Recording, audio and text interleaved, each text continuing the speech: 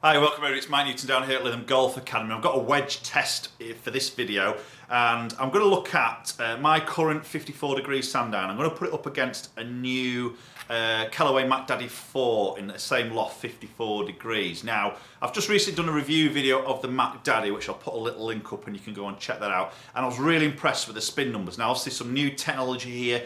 Groove in groove, where basically sort of little mini grooves in between each of the normal size grooves, and maybe create some a little bit more spin. And we saw some really good numbers with my test.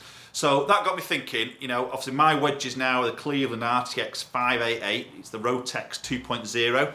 Okay, so it's a second generation of the Rotex, but are now maybe even 2.5 years old now. And as you appreciate with wedges, the grooves do wear out quite a bit. Now the wedges are probably the most used clubs in the bag. You know, sand, the grains of sand are going to wear off the edges of these grooves and basically make the grooves a little bit smaller, so less debris gets into the groove and less contact and friction and roughness. Having said that, RTX were probably one of the first ones to maybe really introduce like milling, okay, in terms of they had obviously the groove and then they had milling in between each groove. Now the Callaway's got these mini grooves within each groove, but RTX had a milling in between each groove, and then on top of that a circular milling across the face. So it's all about roughness, and I think at the time when Cleveland launched these were the roughest face on the market in terms of wedges for grip. Okay, they were number one in terms of the roughness.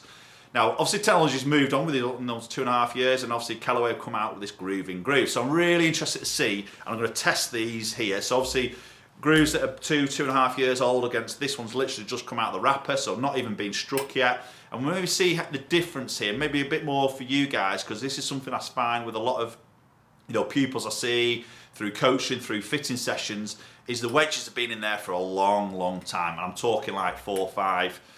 Maybe even longer years in the bag. You know, irons get changed, maybe the drive gets changed, wedges, I thought, oh well, I've got a wedge, I've got a sand wedge, that's fine.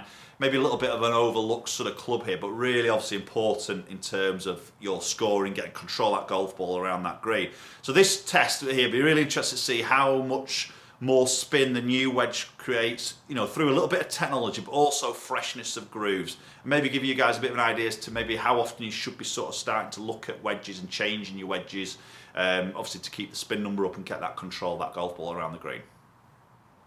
Right, okay guys, so I'm going to start off with my own Cleveland wedge. So as I say, this is the RTX 2.0, 54 degree, a little bit worn here. Bear in mind I don't play massively, so it's probably not as worn as maybe a golfer who play probably at least once a week, cut on a regular occurrence of 2.5 years sort of wedge here. So got myself set up at 50 yards here, because this was the yardage I was quite impressed when I did the review of the MackDaddy 4 of the spin it created for such a short shot. So this is probably for me a little bit more important, because I know full shots I can get them stopping because of the speed of a full swing, but I think for these little short ones where you probably just need that little bit of control for a certain situation on the golf course, this is for me an important area. So I'm going to hit 54 first with mine. I've got 4 balls with this, and I'll hit 4 with the MackDaddy, and we'll look at some numbers and see if there's any differences with those spin numbers. So I'll get this first one here.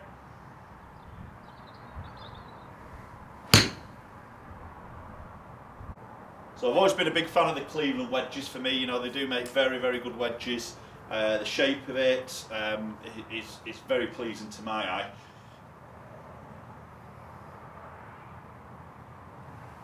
Okay, that was a nice shot. Yeah, so that's pulling up. I wouldn't say it's stopping massively quick there. That's spun at 6,800, that second shot.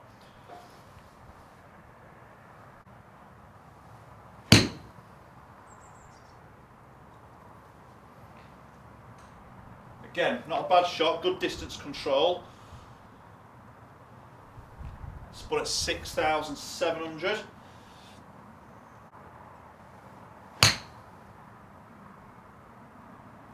Okay. Again, decent distance control, 51-yard carry there, pulling up fairly well there.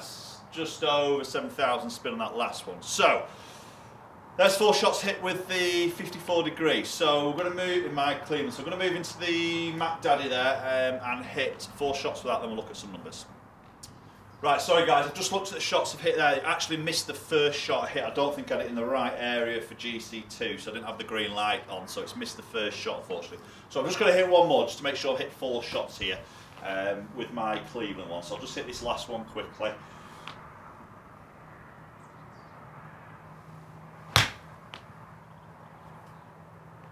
Okay.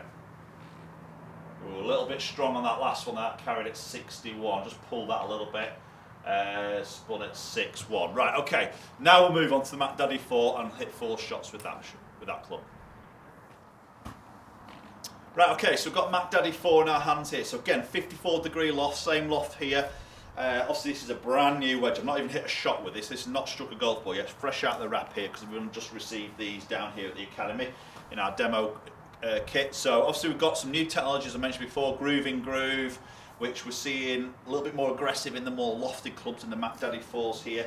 And I was pleasantly surprised, as I say, with the review that I did for the spin number that I created for this particular shot. So again, one of the reasons why I'm doing this video here. So again, 4 shots here, same distance, 50 yards from the hole. 4 premium balls again, they're all Strixon Z-Star golf balls here, which I'm hitting with both clubs.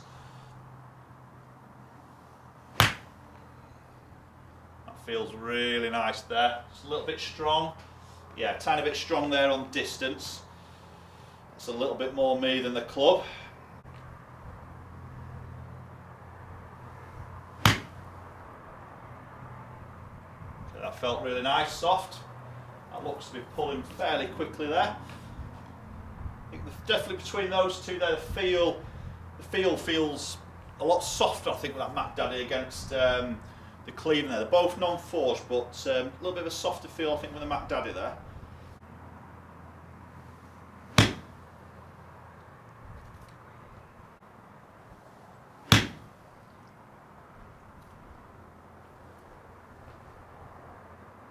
Okay, right, great. So there's 4 shots hit with the MackDaddy here. So what we're going to do now is obviously have a look at some numbers, a little bit more detail, and especially that spin number here, and just see if we see any differences with a bit of new technology and also some fresher grooves. Right, okay guys, so let's have a quick look at some numbers between those 2 shots. So I've got my RTX, which is my old wedge, or my current wedge, against the new MackDaddy 4 wedge there. So let's look at the nitty gritty here, the spin number. Right, so we can see an average there of 6708 with my Cleveland, and we can see an increase there as an average of 7069 with the MackDaddy 4. So we see 3 lots of shots getting into the 7,000 mark there. We're just one of them with the Cleveland there. So we'll see a little bit more spin. Possibly I'd expect to maybe see a little bit more than that maybe. I was thinking, you know, two-year-old wedge there. Again, I don't play massively, so my wedge isn't hammered like, you know, golfer's going to play a lot more than me there. But maybe expect a little bit more of a difference there. But the fact that there is an increase there, you know, these are fine margins, which makes a big difference of how that ball's going to stop on the green. And you know, that could be a case of being 4 foot closer or 5 foot closer than the Cleveland one there, which can make a big difference then holding the putts. Okay guys, so there we have it. Little sort of comparison, a little bit more for me than anything there, and obviously we've seen some more spin there with the newest wedge, which we'd sort of expect there. I'd say maybe expect a little bit more with maybe the newer grooves and the older grooves there, but definitely something that I would look into sort of changing over it, because I think any slight increase or in performance has got to be a good thing, especially for those little shots around the green where, you know, as I say, you know, that's the difference of getting 4 or 5 foot closer than the Cleveland wedge. Then that makes it a lot easier to then make that actual putt. So fine margins make big differences of golf scores out on the course. Now obviously this is just playing off this surface. Now if we go into the rough, we could see a difference there again. But I think for me alone, you know, freshen up a wedge from 2 years old for me is on my radar anyway. But now that I've seen obviously an increase of spin number there, a little bit of a better feel as well, to be honest. You know, I felt a lot softer off the club face. Then it feels like I can be a little bit more aggressive into it, a little bit more speed. I know then that will transfer into some slightly more or higher spin number there as well. So interesting one really. But you know, comment down below, how often do you change your wedges? Okay, and are they fitted? How old are they? You know, and maybe just have a closer look at the grooves of the wedges and just see how how they are. Sometimes hard to see by the naked eye there, but if you ever get a chance to get on a GC2 or Trackman or anything like that where you can measure some spin, maybe of more shots than what I've done there. This is just a little snippet really. It'd be interesting to see, you know, if you're giving up some performance there. Okay, thanks very much for watching, guys. Do appreciate watching the videos. Do hit that subscribe button, comment down below, follow my social media platforms, which are all in the link description below, and hopefully I'll catch up with you all very soon.